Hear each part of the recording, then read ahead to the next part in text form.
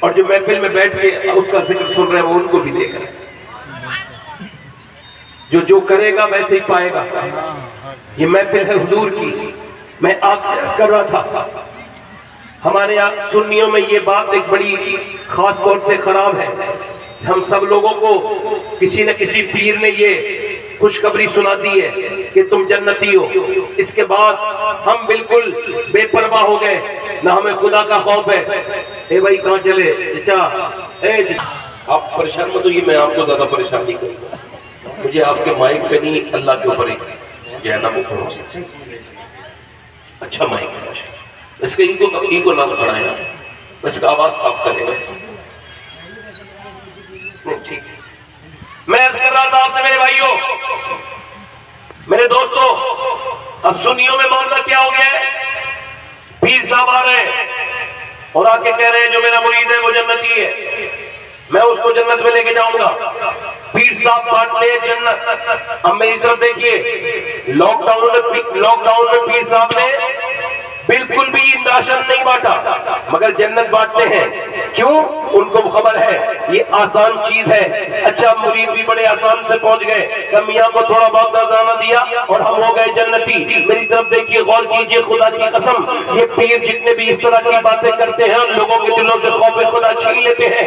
یہ پیر نہیں ہو سکتے. پیر تو وہ ہے جس کی صحبت میں بیٹھ کے خدا کا خوف انسان کے اندر آ جائے. پیر تو وہ ہے جو اللہ سے ڈرنے لگے. پیر تو وہ ہے جو جس کے ساتھ رہنے والا اس کا مرید اللہ کا بندہ اور نیک انسان بن جائے, اللہ سے ڈرنے لگے, حضور سے محبت کرنے لگے. وہ پیر نہیں ہے. یہ پیروں نے یہ جو جنتیں بانٹی ہیں یہودیوں کی طرح, نصرانیوں کی طرح, بوروں کی طرح. جیسے بورا کمیٹی میں جب کوئی مرتا ہے تو کہتے ہیں تم کو کون سی والی جنت چاہیے, بولو کون سا والا روم چاہیے, تم کو پنڈو والی سائڈ چاہیے, پنڈو والی سائڈ کتنے روپے کی ہے, اس کے بعد اتنا پیسہ دو گے تو یہ تم کو یہ دے دے گا. اب ان کا ملا لکھ کر کے پٹے بانٹتا ہے. جس جنتیں بانٹنے والے یہودیوں نصرانیوں کے طریقے ہیں, خدا کی قسم کھا کے کہتا ہوں ایک جنتی کائنات میں ایسا بھی ہے کہ اگر کوئی اس کی جنت میں شک کرے تو وہ کافر ہو جائے گا, مسلمان نہیں رہے گا. میں اس پیر کی بات بتاتا ہوں, خدا کی قسم کائنات کا سب سے بڑا پیر وہ ہے, اور جس مرید کی بات بتا رہا ہوں وہ دنیا کا سب سے بڑا مرید ہے. اور اس پیر نے اس مرید کو کیا سکھایا ہے میں یہ بھی بتاؤں گا, اور اس مرید نے کیا سیکھا ہے اپنے پیر سے یہ بھی بتاؤں گا. اس پیر کا نام محمد عربی ہے, اس مرید کا نام ابو بکر صدیق ہے. خواہش کرے گا کاش ابو بکر مجھے سرفراز کرے, کاش میرے اندر سے آ جائے. اب ذرا توجہ کریں, ابو بکر صدیق رضی اللہ بعد الانبیاء بالتحقیق سیدنا ابو بکر صدیق کی بات کرنے لگا ہوں. میرے نبی پاک کے غلاموں سنو, میرے آقا فرماتے ہیں میں سب کا بدلہ دے چکا ہوں. جب نبی پاک ہجرت کی شب جب سر چڑھ رہے تھے آپ غار ثور پر تو حضور چل رہے تھے اپنی مبارک انگلیوں کے ساتھ. اب انگلیاں آپ کی جیب نازک, حضور کی انگلیاں زخمی ہو گئی. حضرت ابو بکر صدیق نے کہا یا رسول اللہ آپ میرے کاندھوں پر بیٹھے. تو 5000 فٹ کی چڑھائی پر سیدنا ابو بکر صدیق نے میرے نبی کو اپنے کاندھوں پر بٹھال کے اوپر لے کر کے گئے.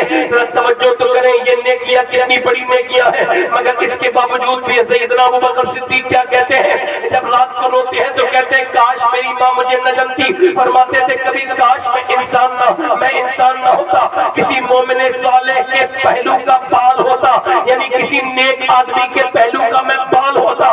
یہ ابو بکر صدیق کہتے ہیں. توجہ تو کریں, انتقال کا وقت ہے. اما عائشہ سے کہا اے میری بیٹی عائشہ سنو, ایک کام یہ کرنا کہ جب مجھے دفن کیا جائے تو میرے جو یہ کپڑے ہیں انہی میں دفن کرنا. انہوں نے عرض کی حضور کیوں نیا کفن نہیں؟ فرمایا نئے کفن نئے زندہ لوگوں کے لیے نیا کپڑا اچھا لگتا ہے, جو دنیا سے رخصت ہو چکا ہو اس کے لیے وہی کپڑا کافی ہے جس وہ پہنے ہوئے ہیں. میری طرف دیکھو میرے دوستوں میرے بھائیوں, ابو بکر صدیق رضی اللہ تعالیٰ عنہ کسی چڑیا کو دیکھتے ہیں کہ وہ چڑیا ایک ڈالی سے دوسری ڈالی پہ جاتی ہے, اسے دیکھ کے کہتے ہیں تو کتنی اچھی ہے چڑیا کہ تو اللہ کی بارگاہ میں کامیاب ہے, پھنسا تو میں ہوں, تو آزاد ہے, جدھر چاہے ادھر جاتی ہے. سیدنا ابو بکر صدیق کی یہ حال ہے. اور میں حضرت عمر فاروق اعظم کی بات بتانے لگا ہوں کہ ان کو اللہ نے کتنا خوف خدا دیا ہے. میں کس کی بات کر رہا ہوں؟ میرے نبی نے فرمایا میرے اللہ عرفات کے میدان میں میرے میرے صحابہ پہ فخر فرماتا ہے، بالخصوص میرے عمر پہ فخر فرماتا ہے۔ اور عمر نبی نے فرمایا میرے بعد کوئی نبی ہوتا تو میرا عمر ہوتا۔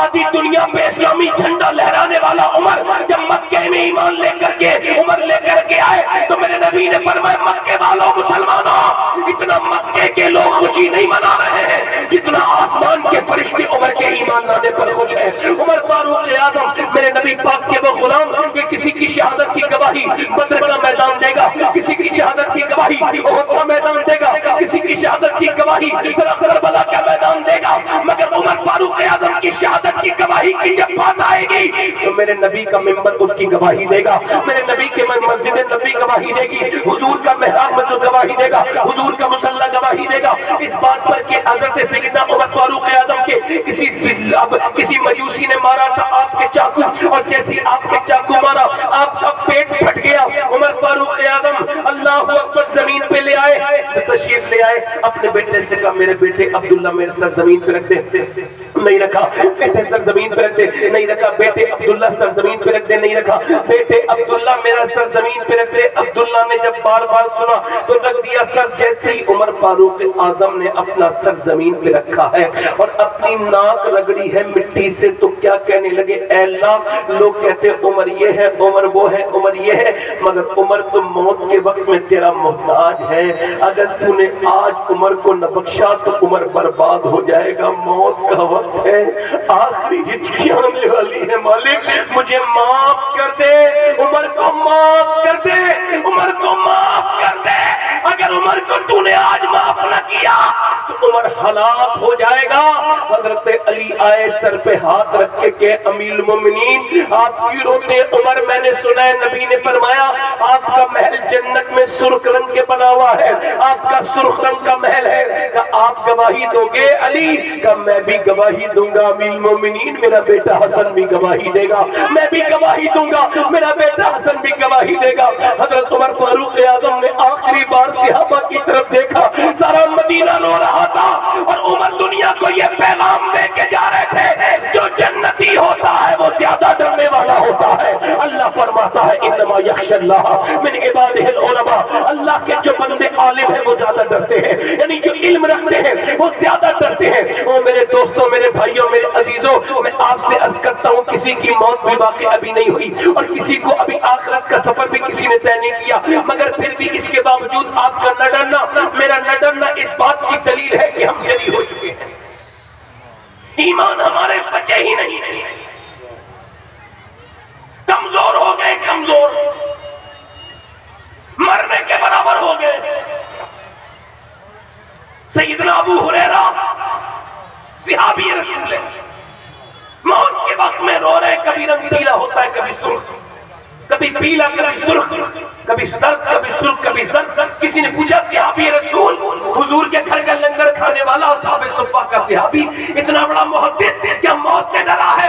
نہیں نہیں نہیں نہیں نہیں نہیں، موت سے نہیں ڈرا ہوں۔ کہ پھر کا نبی فرماتے جب تک کسی کی موت واقع نہیں ہوتی، جب تک اس کو یہ خبر نہ ہو جائے وہ جنتی ہے یا جہنمی ہے۔ تو ابو ہریرہ اب موت کے وقت میں اپنے رب سے کہہ رہا ہے مالک ابو ہریرہ کی موت کا وقت ہے، گنہگار بڑا ہے، جب مروں تو جنت عطا کرنا، دوزخ سے بچا لینا میرے کریم، دوزخ سے بچا لینا میرا کریم۔ اللہ اکبر۔ صحابہ کرام کے اوپر ہمارے ماں باپ قربان ہو جائیں اور ہمارے کتنی جرأت مند ہو گئے ہم کتنے جو ہے وہ جری ہو گئے۔ میری طرف دیکھو نوجوانوں، یہ جو تمہاری آنکھوں نے موبائل پہ تھرکنا شروع کیا ہے اور یہ جو تمہاری آنکھیں گندی ہو گئی، بالکل تمہاری تنہائیوں میں کچھ نہیں بچا، تم نے فیس بک پہ اپنی جوانی کو آگ لگا دی، تم نے انسٹاگرام کی غلامی اختیار کر لی، تم 4 گھنٹے موبائل دیکھ رہے، چھوڑ دو ورنہ پاگل ہو جاؤ گے، تم ہر طرح سے پاگل ہو جاؤ گے۔ اے میرے دوستو، اس فیس بک کو چھوڑو، آگ لگا دو، تمہاری آخرت برباد کر دے گا تمہارا یہ انسٹاگرام۔ یاد رکھنا یہ کوئی عام چیز نہیں ہے، تمہارے ایمانوں کو بالکل کمزور کرتی چلی جا رہی ہے، اور یہ آنکھیں تیری ہرگز نہیں ہے میرے بھائی، یہ آنکھیں تو اللہ کی امانت ہے، میری بیٹی میری بہن، یہ اللہ کی امانت ہے آنکھیں۔ اس سے تو کیا دیکھتا ہے؟ سن، یہ قیامت کے دن اللہ کے سامنے خلاف تیرے گواہی دیں گی اور کہیں گی مالک تو نے بنایا تو تھا اس وجہ سے کہ تیرا دیدار کروں، مگر اس نے تو مجھے گندا کر دیا۔ جب میری آنکھیں بولیں گی میرے خلاف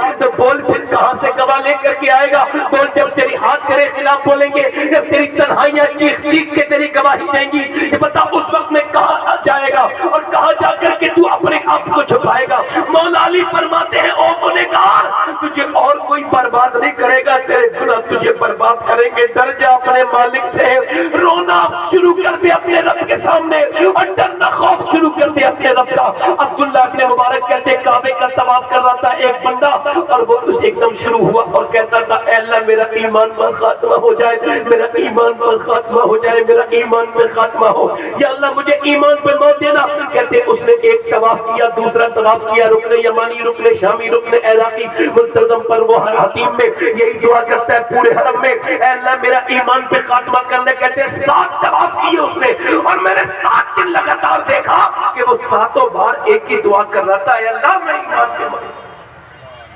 میں نے پوچھا تیرے اندر کون سی ایسی کمی ہے جو تو اور کوئی دعا نہیں مانگتا؟ 3 دن لگاتار 3 طواف میں یہی کہہ رہا کہ ایمان پہ خاتمہ ہو۔ کہ لگا حضور میرے 2 بھائی تھے، ایک نے 40 سال اذان پڑھی اللہ کے رضا کے لیے، ایک نے 35 سال اذان پڑھی، جب دونوں مرے تو اس حال میں کہ ان کا ایمان پہ خاتمہ نہیں ہوا، نصرانی بنی گئی۔